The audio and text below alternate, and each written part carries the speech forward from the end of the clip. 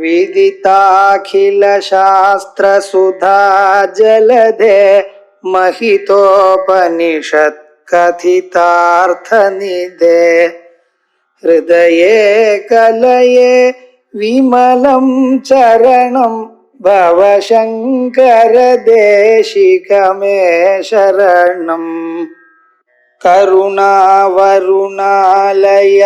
पालय मां भवसागर दुःख विदून हृदं रचयाखिल दर्शन तत्त्वविदं भवशंकर देशिकमे शरणम्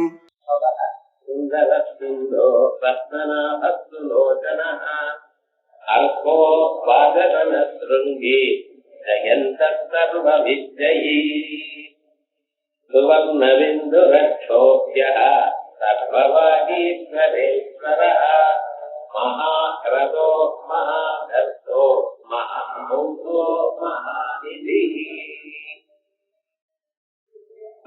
நாமக்கள்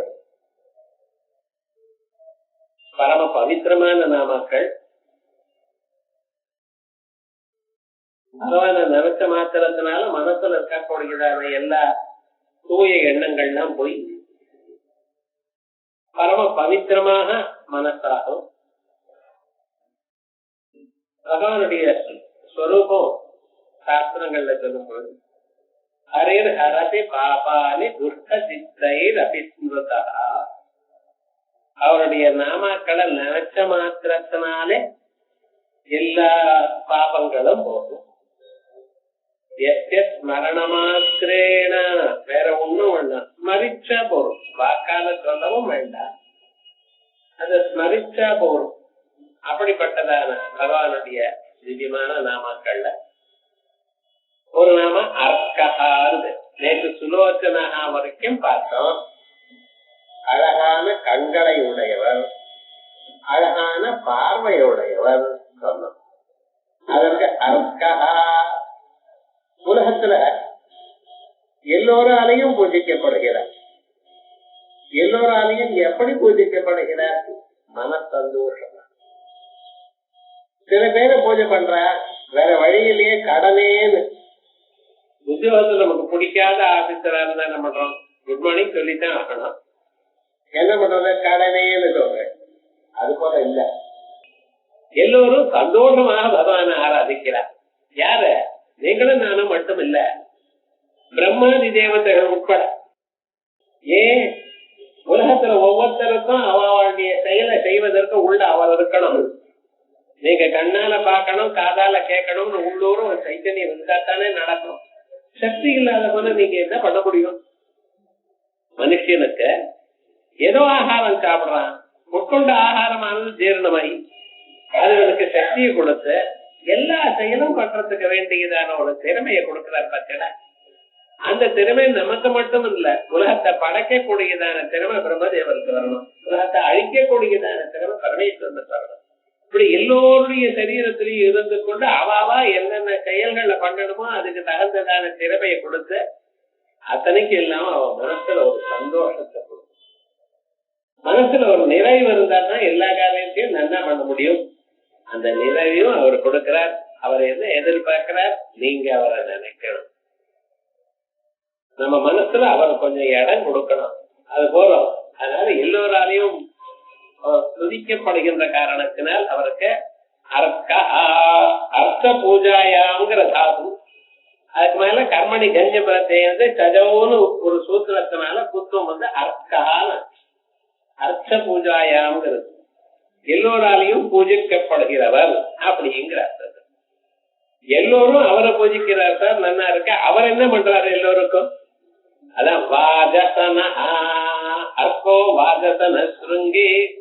வாஜம்னா அன்னம்னு அர்த்தம். எல்லா பிராணிகளுக்கும் அன்னத்தை கொடுக்கிறார்.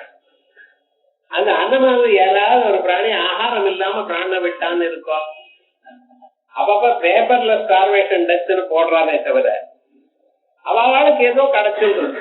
ஆனா நம்ம என்ன நினைக்கிறோம்? நமக்கு எதை கிடைச்சிருக்கோ அதை விட அதிகமா வேணும்னு நினைக்கிறோம். சாதாரண ஆகாரம் இருந்தா போறாது, ரசம் சாதம் இருந்தா போறாது, நமக்கு வக்கடையா அத்தனை 4 கறி 5 போட்டு இதெல்லாம் வேணும்னு நமக்கு. அதனால என்ன ஆகுது, நமக்கு இல்லைங்கிற ஒரு மனப்பான்மை வரும்.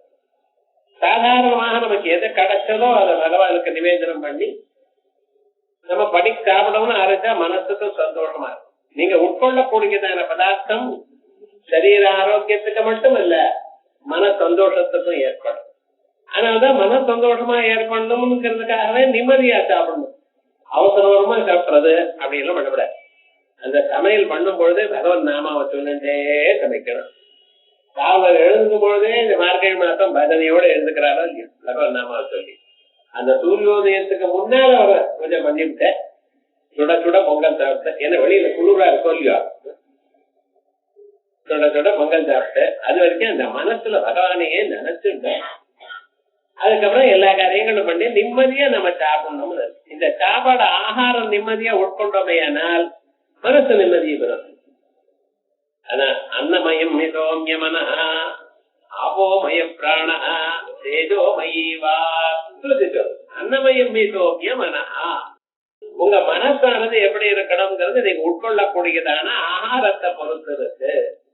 அது ரஷ்யா ஸ்னிக்தாக ஸ்வீட் ரசத்தோடு இருக்கக்கூடியது, அப்படி ஒன்னொன்னு பற்றுபதலோடு இருக்கக்கூடியதான ஆகாரங்கள் இவைகள்லாம் நீங்க சாப்பிட்டேன்னு வச்சுங்களேன், மனசுல தத்துவ குணம் வளரும். தத்துவ குணம் வந்தா ஞானம் வளரும், சுகம் இருக்கும். நல்லா படிக்கிறேன் அப்படின்னு சொன்னா என்ன இருக்கும், அந்த ஆகாரமும் நல்லா இருக்கணும். இப்படி சாஸ்திரங்கள்லாம் சொல்லி அப்படி எல்லோருக்கும் ஒரு ஆகாரத்தை கொடுத்துதான் இருக்கார் பகவான். நமக்கு அது வேணும் இது வேணும் நம்ம நினைக்கிறவை தவிர எல்லோருக்கும் அப்பப்ப அவ தகுந்த கொடுக்குற அவளுடைய பிரார்த்த கர்மாவுக்கு தகுந்த போல இருக்கு. ஆனா யாருக்கும் ஆகாரமே இல்லையேங்கிறது கிடையாது. உங்களுக்கு மட்டுமல்ல, பூச்சிகளுக்கு முழு கூட்டுக்கு அத்தனையும் கொடுத்துட்டு இருக்காருன்னு அத்தனையும் ஏதோ சாப்பிடுறதே ஏதோ வாழ்ந்துட்டு தான் இருக்கு, உலகத்துல இல்லாம இல்லையே. ஆனா என்னன்னா நமக்கு அது வேணும் இது வேணும், வெள்ளிக்கிழமைன்னா அம்பாளுக்கு சக்கரை பொங்கல் வேணும், வடை வேணும், உங்களை கேட்க ஆசை. ஆனா நம்ம அது விசேஷமா சொல்லிட்டு இருக்கோம், அது வேணும் இது வேணும். இன்னைக்கு நம்ம நியூ இயரே கிடையாது, ஆனா எல்லோரும் பாருங்க எல்லா ராத்திரியும் பாயசம். நீங்க பாயசத்தை வச்சு சாப்பிடுங்க, நான் வேண்டாம்னு சொல்லல, பகவான் நிவேதனம் பண்ணி சாப்பிடுங்க. ஆனா விவகாரம் புது வருஷம்னு ஏன் சொல்றீங்கிறது என் கவலை. நமக்குன்னு ஒரு வருஷம் இருக்கு, அதுல கொண்டாடுங்க, வேண்டாம்னு சொல்லல.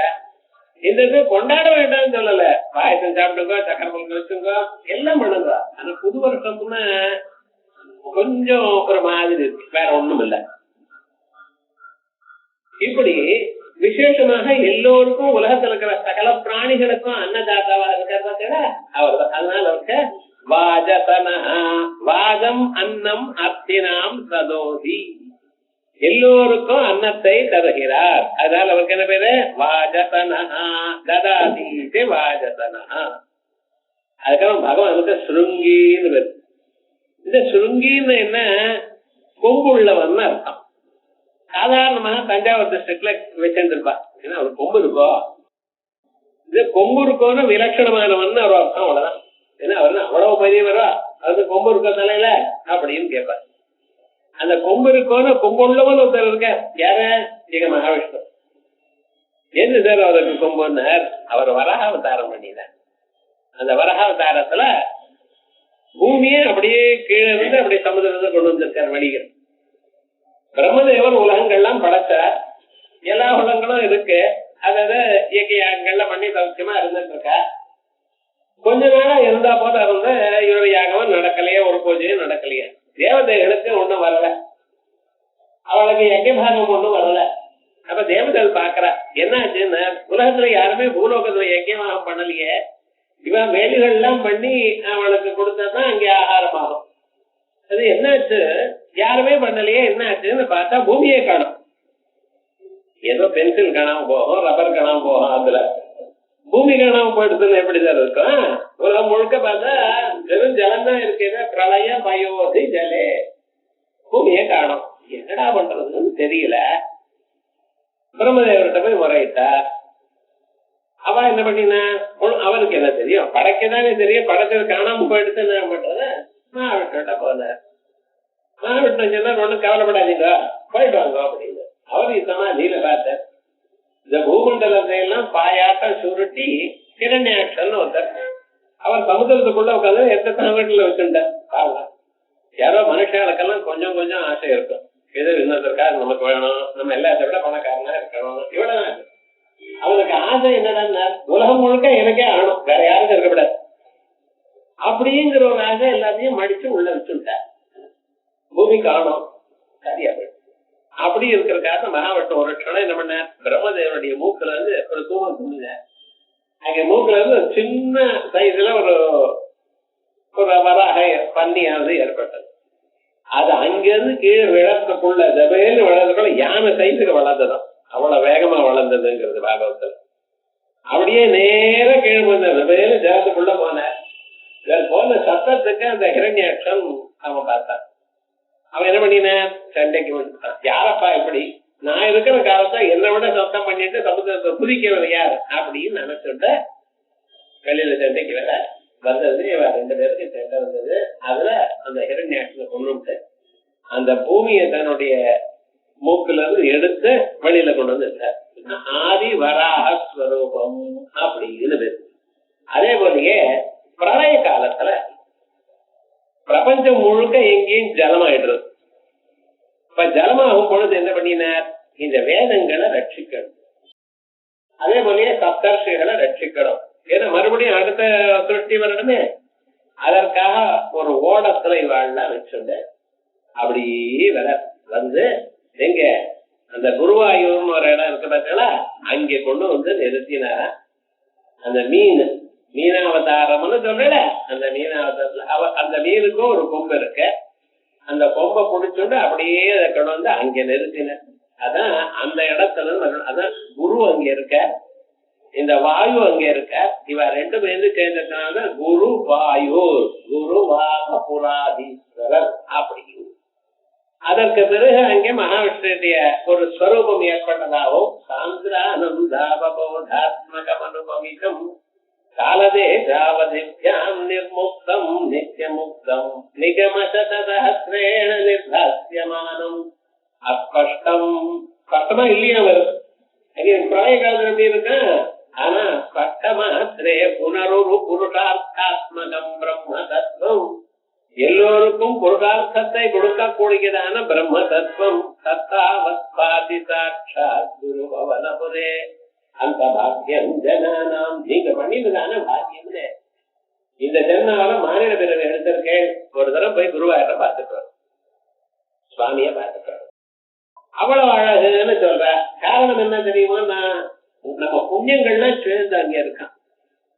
நீங்க இல்லைன்னா மனுஷாளுக்கு புண்ணியம் ஏதுங்கிற சட்டத்தில் அப்படி அந்த வாமனாவதாரத்திலிருந்து மீன் அவதாரத்திலையும் மத்ஸ்யாவதாரத்திலையும் வராவதாரத்திலையும் பூமியை காப்பாற்றுகிறது. ஆகையால் அவருக்கு சுருங்கி கொம்புள்ளவனோன்னு சொன்னா யார, மகாவிஷ்ணுக்கும் கொம்புண்டு இருக்கு அப்படின்னு. அதான் பிரளயாம்பசி சுருங்கவத் மத்ய விசேஷ ரூபா சுருங்கி. பிரளய காலத்துல கொம்ப வடுந்து கொம்போட இருந்து மத்ய விசேஷ ரூபமா இருந்தார் சுருங்கி. மத்வத்யோ அதிசாயனே இனி பிரத்யா என்ன கொம்புடையவர். சாதாரணமா மீனுக்கு கொம்பு இருக்காது, ஆனா முள்ளுதான் இருக்கும். ஆனா இந்த மீனுக்கு என்னென்ன கொம்பு இருக்கு, வரகாவதாரங்களை மூக்குல முன்னால ஒரு கொம்பு இருக்கு. இதெல்லாம் என்ன, க்ஷேமத்துக்கு அறிகுறி. நாராயண பக்தத்திலே ஸ்ரீமத் பாகவத்தை எழுதணும்னு ஆரம்பிச்சார், மனசுல நினைச்சுண்டார். எங்கே மீன்ல இருந்து ஆரம்பிங்கோன்னு ஆரம்பிச்சு அங்க இருந்து ஆரம்பிச்சிருக்கார். அவதாரங்கள்ல மத்ய பூர்ம வராக, அதுக்கு முன்னால ஸ்ரீமத் பாகவதாதி கிரந்தங்கள்ல 28 அவதாரம் சொல்லுவோம். இங்க என்ன மீன்ல இருந்து ஆரம்பிங்கோன்னு அங்க இருந்து ஆரம்பிச்சார். அப்படி சகலக்ஷேமம். அதனால அந்த மத்ய அவதாரம் வரகாவதாரம் உபாசனா மார்க்கத்துல முதல்ல வரகாவதாரத்தினுடைய தோற்றம் கிடைச்சுன்னா ரொம்ப நல்லதுன்னு சொல்றான் அவளுடைய சொரூபத்தில். அப்படி அந்த வரகாவதாரம் என்ன பண்றது, அதனுடைய சரீரமே புண்ணியமா, சரீரத்தில் இருக்கக்கூடியதான ஒவ்வொரு ரோமமும் ஒவ்வொரு யஜ்யமா, யஜ்ய ஸ்வரூபமாக யஜ்ய வராக மூர்த்தின்னு சொல்ற. அப்படி வரகாவதாரம் தோண்டிச்சுன்னா ரொம்ப நல்லது அப்படின்னு சொல்றது சாஸ்திரம். அப்படி சுருங்கி பகவான கொம்பனுங்கிற இந்த கொம்பன் எங்க இருந்து வந்தது, இங்க இருந்து வந்தது. மத்வத்யா அதிசாயனே இனி பிரத்யா. இப்படி நமக்கு இது தோணிச்சுன்னா அடுத்தது என்னன்னா மனுஷருடைய சத்ருக்களை எல்லாம் கொண்டு விடுறாரு அவர். அதனால அவருக்கு என்ன பேரு? ஜெயந்தா. இந்த ஜெயந்த்னு பேர் நார்த் இந்தியால ரொம்ப பேர் வச்சுருப்பார். நம்ம ஊர்ல அது அவ்வளவு தூரம் பிரபலம் இல்ல. இந்த ஜெயந்தகாங்கிற பேரு உத்தரதேசத்துல வச்சுருக்க. இந்த ஜெயந்தன்னா யாருன்னு, சத்ருக்களை ஜெயிக்கிறவர். சத்ருக்கள் யாரு? நம்மளை விரும்பாதவா, நம்மளோட சண்டை போடுறவா, அபிப்பிராய வேதனை இருக்கிறவால நம்ம சத்ருக்கள்னு சொல்றோம். ஆனா நிஜமா சத்ரு யார் தெரியுமா மனுஷனுக்கு? நம்ம மனசுல இருக்கக்கூடியதான காமாதிகள். காமயேஷ குரோதயேஷ ரஜோகுண சமுத்பவா மகாசனோ மகாபாப்மா வித்யேன மிக வைரிணம். சத்ருன்னு வேற யாரோ நினைக்காதீங்க. நம்ம மனசுல அது வேணும், இது வேணும், இது வேணும் ஒரு ஆசை இருக்குதாரு. சின்ன குழந்தைகளா இருக்கிறப்ப லாலிபாப்ல இருந்து ஆரம்பிச்சு வயசான 85 வயசு தாத்தா எனக்கு ஐஸ்கிரீம் வேணுங்கிற.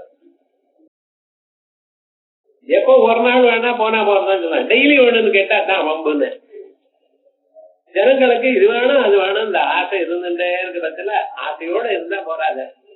அந்த ஆசையானது கிடைக்கலன்னு அது குரோதமா மாறுறது.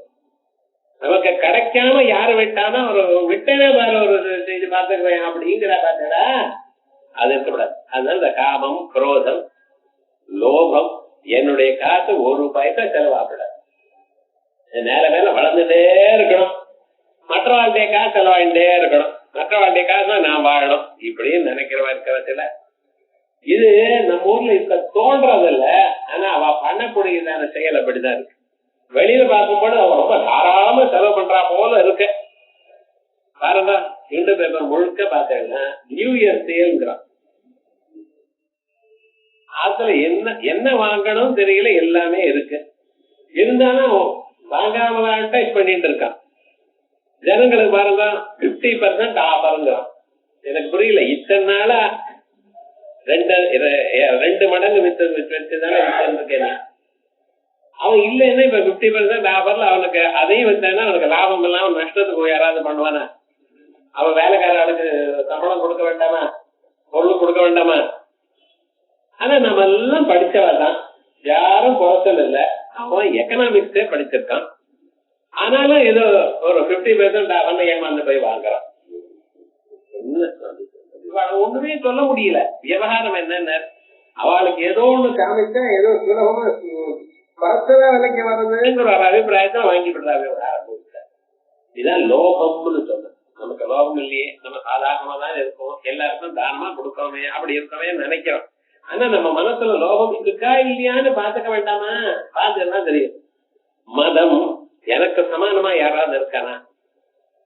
என்ன படிச்சிருக்கேன், என்ன பண்றேன், ஒவ்வொரு விவகாரத்தையும் நான் தான் எல்லாத்தோட வசதி. என் மாதிரி பேசுறதோ, என் மாதிரி எழுதுறதோ, என் மாதிரி பழகிறதோ ஒருத்தராலையும் வர முடியாதுன்னா அப்படின்னு ஒவ்வொருத்தரும் வச்சிருக்கோம். அதுக்கப்புறம் இவைகளோட இன்னொன்னு மோசம் மாஸ்கரியம். மாஸ்கரியம்னா என்னன்னா இன்னொருத்தர் நன்னா இருந்தா அது பொருட்கள வயர் வெடிச்சு போறது. அவாத்துல ஒரு அழகான டிவி இருக்குன்னு பார்த்துட்டேன்னா போறோம். ராத்திரி எல்லாம் ஆத்துல தூங்குறது இல்ல மாமி. அவ்வளவு நல்லா இருக்கு அவாத்துல. என்ன பிக்சர் கிளாரிட்டி, என்ன சின்ன இருக்கு, கவரோட கவரா இருக்கே. நம்ம டிவி இங்க இருந்து அங்க வரைக்கும் பீமசேன நாட்டம் இருக்கே. அவ்வளவு அந்த ரிமோட்டே கையிலேயே வச்சுட்டு இருக்கான் போல இருக்கேன். இத்தனையும் அதுக்கு என்ன? நம்ம ஆத்துல இருந்தா அது வசதி இல்ல, இன்னொருத்தர் ஆத்துல இருந்தா அவன் ஆத்துல இருக்கேங்கிற ஒரு கவலை. என்ன பண்றதுதான் அசூயான்னு மாஸ்டரியம். வயறு வெடிச்சு போறது பாருங்க. இன்னொருத்தர் நன்னா இருந்தா இது சாதாரணமானதுக்கு இல்ல, ஜட பதார்த்தங்களுக்கும் இருக்குங்கிற கவி. மாம்பழத்தை போற்றினா வாழைப்பழம் அப்படியே சாஞ்சு கோணலா போயிடுதான். பலாப்பழம் வந்து மேல முள்ளு முள்ள போயிடுதான். தேங்காய் வந்து அப்படியே ஜலமா போயிடுதான். ஏண்டா நீங்க எல்லாம் மாம்பழத்தை ஸ்தோத்திரம் பண்றல, மாம்பழத்தை ஸ்தோத்திரம் பண்ணினா ஏதோ அது நன்னா இருக்கு ஸ்தோத்திரம் பண்ண போறது. இவைகளுக்கு எல்லாம் ஏஞ்சல் அவ்வளவு. அதான் கிருணி பழம் ஒண்ணு இருக்கு, அது டமான வயலை வெடிச்சுட்டாங்க. காரணம் என்ன? இந்த அசூய். அது அங்கேயே சொல்றது இல்ல, நம்ம கிட்ட இந்த தோஷங்கள்லாம் இருக்குன்னு பார்க்கறதுக்காகத்தான் கவிகள் சொல்றாங்க. இன்னொருத்தர் சௌக்கியமா இருந்தா ஏதோ ஜென்மாந்திரத்துல பாக்கியம் பண்ணினா பகவானுக்கு துளசியை போட்டால் ஒரு பாதங்கள்ல பரமேஸ்வரன் தலையில வில்வத்தை வச்சார் சௌக்கியமா இருக்கட்டும்னு நினைக்க மாட்டாரே. ஐயோவன் சௌக்கியமா இருக்கேன்னு சொல்றதே ஐயோன்னு ஆரம்பிக்கிறான். அதனால இவாள் தான் சத்துருக்கள். இவாளை ஜெயிக்கணும்னா நம்மளால ஜெயிக்க முடியல. காரணம் என்ன தெரியுமா? நம்ம மனசே இந்த தோஷங்களோட கூடி இருக்க. அப்ப இந்த தோஷங்களை விட்டு நம்ம மேல வரணுமையானால், நம்ம மனசு ஜெயிக்கணுமையானால் என்ன பண்ணணும்? இந்த மனசுக்கு மேல இருக்கக்கூடியதான ஒரு தெய்வத்தை பிடிச்சிக்கணும். இதை விட வசதியா இருக்கக்கூடிய அந்த பரம்பொருளை ஆலம்பரமாக கொண்டோமையானால் இவைகளை ஜெயிக்கலாம். அதுக்காகத்தான் பரமேஸ்வரனை தியானம் பண்ணுங்கோ. மகாவிஷ்ணு நாமத்தை சொல்லுங்க. அவர் எப்படிப்பட்டவர்? ஜெயந்தா, எல்லாரையும் ஜெயிக்கிறவர். யதா யதா உபாசத்தை ததைவ பலம் பவதி. எப்படி பகவான் உபாசிக்கிறீங்களோ அப்படி உங்களுக்கு பலம். அவர் அந்த சத்ருக்களை ஜெயிக்கிறவரா நீங்க உபாசனை பண்ணல, ஏன்னா நம்ம மனசுல இருக்கிற சத்ருக்கள் எல்லாம் போயிடுவார். அதனால நம்ம சர்வதாசர்கள் பகவானை இப்படி தியானம் பண்ணுங்கிறதுக்காக அரியின் அதிசயேன நிஜயதி இது ஜெய ஜெய ஹேதுர்வா ஜெயந்தா, ஜெயிக்கிறார். ஜெயத்துக்கு சாதாரணமாகவும் இருந்திருக்கார், காரணமா இருக்கார். ஆகையால் அவருக்கு என்ன பேரு? ஜெயந்தா. அதுக்கப்புறம் சர்வவித் ஜெயி. சர்வவித் ஒன்று, ஜெயின்னு ஒன்று. சர்வவித் சர்வ விஷயம் ஞானம் அஸ்யாஸ்தி. நாம ஒரு விஷயத்துல இருக்கோம், நமக்கு எல்லாம் தெரியும்னு நினைக்கிறோம். இது நினைக்கிறதே தவிர வஸ்துதா கிடையாது. நமக்கு ஒரு ஆத்திலேயே ஒருத்தர் 20 வருஷமா இருந்துட்டு இருக்க, அங்கே வாசம் கிராமாந்தரத்துல ஜன்னல் இருக்க. ஆமா, இங்க இத்தனால இருக்கேங்கிறல உங்க ஆத்துல எத்தனை ஜன்னல் இருக்குன்னு கேட்டேன், எத்தனை வாசப்படி வாசக்கால இருக்குன்னு கேட்டேன். பழைய நாள்ல இது ரொம்ப முக்கியமா வச்சுப்பாங்க. எத்தனை வாசக்கால இருக்கு அப்படின்னு. அவர் 12 இந்த வாஸ்து பிரகாரம் தப்பு இன்னொன்னு வச்சுக்கோங்க. அவ வாசக்கால தவற எடுக்கணும்னு இல்ல. என்ன 12 இருக்கக்கூடாது, 13 இருக்கணும். அவர் இங்கிலீஷ் பேப்பர் படிச்சிருக்காரு, 13 நல்ல நம்பர் இல்லைன்ட்டார். என்ன பண்ணுவார்? ஒரு வாசக்கால எடுன்னா அவ்வளவுதான், விவகாரம் இல்ல. இது என்ன சுவாமி இப்படின்னு போட்டிருக்கு அப்படின்னு சொல்ற. இது 12 எண்ணித்தான் சொல்றாரு அவர். என்ன நம்ம ஆத்துல இத்தனை வாசக்காலம் இருக்குன்னு தெரியாது. ஏன்னா இவர் எண்ணிக்கை எண்ணி இருக்காரு தெரியுமா? நான் கிரகப்பிரவேசம் பண்றேன் அன்னைக்கு வாத்தியார் சொல்லியிருக்கார், ஒவ்வொரு வாசக்காலுக்கும் துண்டை போட்டு ஒவ்வொரு தேங்காய் உடைச்சு அங்க இது பண்ணணும் அப்படின்னு சொல்லியிருக்கார். அன்னைக்கு எத்தனை இருக்குன்னு எண்ணினவர், அவ்வளவுதான். அதுக்கப்புறம் என்னல இப்ப கேட்டா எத்தனை வாசக்காலுக்கு தெரியாது சார், டவுட்டுங்கிற. 20 வருஷமா அந்த வீட்டுல இருந்துட்டு இருக்கே தெரியலையே. நம்ம கவனிக்கிறது ரொம்ப முக்கியமா இருக்கிற பதார்த்தங்களை நம்ம கவனிக்கிறது இல்லை. உங்க ஜன்னல்ல எத்தனை கம்பி இருக்குன்னு நான் போய் எண்ணிட்டு வரேன். தினந்தோறும் பார்த்துட்டு இருக்கலாம். ஏன்? நமக்கு ஏற்படக்கூடியதான அறிவு இருக்கு பார்த்தல, அது உதாசீன ஞானமா இருக்கு. அதை நம்ம பார்த்தாலும் நம்ம அதை ரெக்கார்ட் பண்றது இல்ல. நீங்க ஜன்னல்ல பாக்கலையா? பார்த்துட்டு இருக்கேன், ஆனா எத்தனை இருக்குன்னு எண்ணினீங்களா? எனக்கு இதான வேலை சார் இருக்கும். உங்க ஆத்துல விவகாரமா நீங்க தெரிஞ்சுக்காத போனா எத்தனை இருக்கு டக்குனு ஒரு ஆத்துல மொத்தம் எத்தனை பல்பு இருக்குன்னு கேளு. இப்படி ஏதோ 1/2 மணி நேரம் சொல்லி தப்பா சொல்லுவோம், ஏதோ 1-2 விட்டுருவோம். ஏன் சுவாமி இதை நம்ம கவனிக்கிறது. ஆனா அந்த பகவான் இருக்கார் பார்த்தல, அவருக்கு எல்லாம் தெரியும். எந்தெந்த ஆத்துல மனுஷனுக்குள்ள என்னென்ன ஸ்வரூபம் இருக்கு, ஒவ்வொரு மனுஷனிடத்துலயும் எத்தனை எண்ணங்கள் இருக்கு, அதுவும் தெரியும். அதனால அவனுக்கு என்ன பேரு? சர்வவிது. சர்வவிது யஜ்ஞானமயம் தபா. சர்வஜா, மேலோடு இருக்கிற எல்லா பொருளையும் அறிந்தவர். சர்வவித், சின்ன சின்ன விஷயங்கள்லாம் அவர் அறிந்தவர். எத்தனை குழந்தைய பிறந்திருக்கா, எத்தனை குழந்தைகள்லாம் வாழ்ந்திருக்கு, எத்தனை குழந்தைகள் படிச்சுட்டு இருக்கு, எத்தனை குழந்தை அழகா இருக்கு, அத்தனையும் சொல்ல தெரியும் அந்த பரமாத்மா. அதனால அவருக்கு என்ன வேறு? சர்வவித். ஆனா இதை நம்ம நல்லா யோசனை பண்ணி பார்க்கணும். நம்மகிட்ட என்ன பொருள் இருக்குன்னு நமக்கு நிஜமா தெரியல. டக்குன்னு ஒரு மாமியை கூப்பிட்டு உங்க இடத்துல எத்தனை புடவை இருக்கு உங்களுக்கு, உங்க புடவை எத்தனை இருக்குன்னு எல்லாம் தெரியாது சார். அது என்ன எண்ணி சொல்லணும், ஒரு அப்ராக்சிமேட்டா 150 இருக்குமா? ஓ சரி, என்ன பொங்கலுக்கு வாங்க போறேன்னா 150 கட்ட போறேன். விவகாரம் என்னன்னா மறுபடியும் வாங்கணும். இந்த எண்ணம் பார்த்தல இருந்ததையே மறுபடியும் மறுபடியும் வேணும் வேணும் வேணும் வேணுங்கிற எண்ணம் இருக்கு. இவை என்ன நம்மளை வேணும்னு வேண்டாம், வந்தா சரி. அவரா போய் வாழ்ந்து போனா போறது வாங்கி கொடுத்தா நோன்னு சொல்ல வேண்டாம். அதுல இன்னைக்கு நடக்காத காரியங்கிறட அரிசாலே வாங்கி கொடுக்க மாட்டேங்கிறாருங்கிறத அப்படின்னு நினைக்கிறேன். நிச்சயமா கிடைக்கும். பகவான தியானம் பண்ணேன்னா அலமபிச்ச வாஞ்சா சமதிகம் சரண்யே லோகானாம் தவகி சரணாவே வதிப்புணவும். பகவான தியானம் பண்ண தொடங்கிட்டு இருந்தா நீங்க பகவானுக்கு இது வேணும் அது வேணும் நீங்க டிமாண்டே கொடுக்க வேண்டாம். யோஜனை பண்ணீங்கன்னா உங்களுக்கு எப்ப வேணுமோ எவ்வளவு வேணுமோ அதை விட அதிகமாக கொண்டு வந்து கொடுத்தார். அந்த நம்பிக்கையோட இருக்கணும். அப்படி பகவான் எப்படிப்பட்டவர்? சர்வவித். அதோட மட்டும் இல்லைன்னு ஆபியந்தரான் ராகாதீன் வாக்கியான் ஹிரண்யாட்சாதீன் துர்ஜயான் சேதும் சீலமத்யேதி ஜெயி. நமக்குள்ள இருக்கக்கூடியதான உள்ளூர இருக்கக்கூடியதான சத்ருக்கள் யாரு? ராகாதீன், ராகத்வேஷ, இந்த காமக்ரோதாதி ராகத்வேஷாதி இப்படிப்பட்டதான பதார்த்தங்கள் இருக்க பத்தில இதை ஜெயிக்கிறார். அதோட மட்டுமல்ல வெளியில இருக்கக்கூடியதான சத்ருக்கள் யார? ஹிரண்யாட்சன், ஹிரண்யகசிபு இப்படிப்பட்டதான சத்ருக்கள். நம்ம இன்னைக்குதான் ஏதோ கொடூரமான மனுஷால் நினைக்கிறோம். இதை விட நாஸ்திகள் ஒரு காலத்துல நிறைய இருந்தா. ஆனால் நம்ம பயப்பட வேண்டியதே இல்லை. பகவான் இருக்கார். யதா யதா ஹி தர்மஸ்ய க்ளானிர் பவதி பாரத அபியுஸ்தானம் அதர்மஸ்ய ததா ஆத்மானம் சுருஜாமி.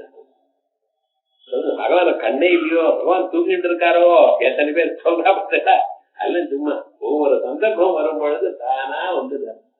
அவர் அவதாரம் பண்ணினா அவர் மனத்தை வச்சாரையானால் அவரை ஜெயிக்க யாராலையும் முடியாது. அவளை ஹிரண்யாட்சன் ஹிரண்யகசிபு அவளை ஜெயிக்கிறதுக்கு வழியே இல்லைன்னு நினைச்சுட்டு தேவதைகள் எல்லாம் போய் பிரம்மதேவர் பரமேஸ்வரன் இவாள்கிட்ட முறையிட ஒண்ணும் கவலைப்படாதீங்க நான் வரேன்னு அவ்வளவுதான். அடுத்த க்ஷணம் வந்தார், அவதாரம் பண்ணினார், இவ ஒண்ணும் இல்லாம பண்ணிட்டார். அவள் நினைச்சு பார்க்க முடியுமா? ராவணாசுரனோ ஹிரண்யாட்சனோ ஹிரண்யகசிபோ அவளுடைய ஒரு பலம் என்ன இருந்தது? சஹஸ்ரண்ட பௌக்தா சதா சூரநாமா. சூரபத்மன் சார் 1000 அண்டங்கள் அவருக்கு. எவ்வளவு காசு எடுத்து வச்சுட்டு இருக்கா பாருங்க. ஒரு அண்டம்னா 7-14 லோகங்கள். இது போல சேர்ந்த 14 லோகங்கள் சேர்ந்தா ஒரு அண்டம். அது போல 1000 அண்டங்கள் தான் வசமாக்கிட்டானா. என்ன பண்ண போறேன்? தங்கத்தையே சாப்பிட போறேன் வச்சுட்டான். அப்புறம் என்ன பண்ணினா அம்பாள்கிட்ட போய் கேட்டேன். அம்பாள் சுப்பிரமணிய சுவாமி கொடுத்து நீ போய் சண்டை போடுங்க. திருச்செந்தூர் கஷேத்திரத்துல போய் சண்டை போடுற. அந்த சூரபத்மன் என்னன்னா ஒரு இடத்துல பானத்தை விடுவான், அதை விட்டுவிட்டு இன்னொரு பானம் அங்க அவர் மேல போடுறதுக்குள்ள இன்னொரு அண்டத்துக்கு போயிடுவான். இப்படி அவரை ஜெயிக்கவே முடியல சுப்பிரமணிய சுவாமி. அப்பவே அம்மா கிட்ட போய் கேட்கிறாரு, இப்படி ஆயிடுச்சுன்னா எனக்கு தெரியலையே. தன்னுடைய கையில இருந்து ஒரு சக்தியை கொடுத்தார். அம்பாண்டி சக்தி தானே எல்லாமே நடக்கிறது. சக்தியை கொடுத்தார். அந்த சக்தியை கொடுத்ததுமே சக்தி ஆயுதம் வேலாயுதமாக வந்தது. அந்த வேலாவது கொடுத்துட்டு இருக்க. அது வஜ்ரமா தங்கமா வெள்ளியா தெரியல. அதனாலதான் ஒவ்வொருத்தரும் ஒவ்வொரு வேல். தங்க வேலுங்கிறான், வஜ்ர வேலுங்கிறான். விவகாரம்னா அதனுடைய ஸ்வரூபம் என்னன்னு தெரியல. அந்த வேலாயுதத்தை எடுத்துட்டு போனார், அபிமந்திரணம் பண்ணி போட்டார். என்ன ஆச்சுன்னு அவருடைய மாயையே மறைஞ்சு போச்சு. அந்த சூரபத்மனுடைய மாய மறைஞ்சு போச்சு. அவன் எங்க இருக்கான்னு கரெக்டா கண்டுபிடிச்சுட்டார். அடுத்த க்ஷணம் பானம் போட்டான், கீழே விழுந்துட்டான். என்ன அவன் மாய கலைஞ்சதுன்னா ஒன்னால தாங்க முடியாது. அடுத்த க்ஷணம் பிராண விட்டார். இவர் என்ன பண்ணியாச்சு, அந்த வேலாயத்தை எடுத்து போய் மறுபடியும் அம்மா கிட்ட கொடுத்தார். அம்மா சொன்ன இது மேல இதுக்கு உபயோகம் இல்லை, எனக்கும் உபயோகம் இல்லை உனக்கும் உபயோகம் இல்லை. ஏன்னா அது போல ஒரு அரக்கன் வந்தா தானே உபயோகம். மற்றவங்க சாதாரண வச்சுட்டான், நம்ம உபயோகம் இல்லை. என்ன உன் கையிலேயே அலங்காரமா வச்சு கொடுத்தார். அதனால பகவானுக்கு என்ன பேரு? சக்தி தரம். சுப்பிரமணிய சுவாமிக்கு அநேக பெயர்கள்ல சக்தி தரா அப்படின்னு சக்தி எப்பவுமே தரிச்சுட்டு இருக்காரு. அதனாலதான் சுப்பிரமணிய சுவாமி வழிபட்டவங்க சீக்கிரம் நம்ம நினைச்சதான காரியங்களாகும் அப்படின்னு சொல்ற பார்த்தா. அதனால எல்லா சத்துருக்களையும் கொல்லக்கூடியதான அப்படிப்பட்டதான சத்துருக்கள் இருந்து அவளையும் கொல்லக்கூடியதான ஒரு திறமை அவருக்கு இருக்கு. அதனால ஜெயி. அதனால அந்த அபியந்தரான் ராகாதீன் பாக்கியான் ஹிரண்யாதீன் துர்ஜயான். யார ஜெயிக்க முடியாதோ அவளை ஜெயிக்கிறார். அதனால ஜெயி ஜேதும் சீலமத்யாயிதி ஜெயி சாட்சீல அதிகாரே ஜிகிருட்சி இத்தியாதி பாணினீய வசனாத் இனி பிரத்யய. ஜெயந்தகான்னு தானே சொல்லணும், ஜெயின்னு சொல்றேன். தனியா வியாக்கரணம் வியாக்கரண சூத்திரம் இருக்கு, பாணின்னு சொல்லியிருக்கு. அதனால இனிப்புல சேர்ந்து ஜெயி அப்படி ஜெயின்னு, அதுக்கப்புறம் ஜெயின்னு ஆச்சு. அதுக்கப்புறம் சர்வவித்யாசௌ ஜெயிச்சா இது சர்வவித்யயி. பகவான் கிட்ட பேரு சர்வவித்யயி ஒரு நாம, சர்வவித்து அப்படின்னு ஒரு நாம, ஜெயின்னு ஒரு நாம அப்படி சொல்லக்கூடாது. ஏன்னா வேற வேற இடத்துல தகுதியா இருக்கு. இங்க இருக்க ரெண்டு நாமாக்களை சேர்த்து ஒரே நாம சர்வவித்யயி, எல்லாமும் அறிஞ்சவர், எல்லாரும் ஜெயிக்கிறவர். இப்படி பகவான் நாமாக்களை இந்த ஸ்லோகத்துல பார்ப்போம்.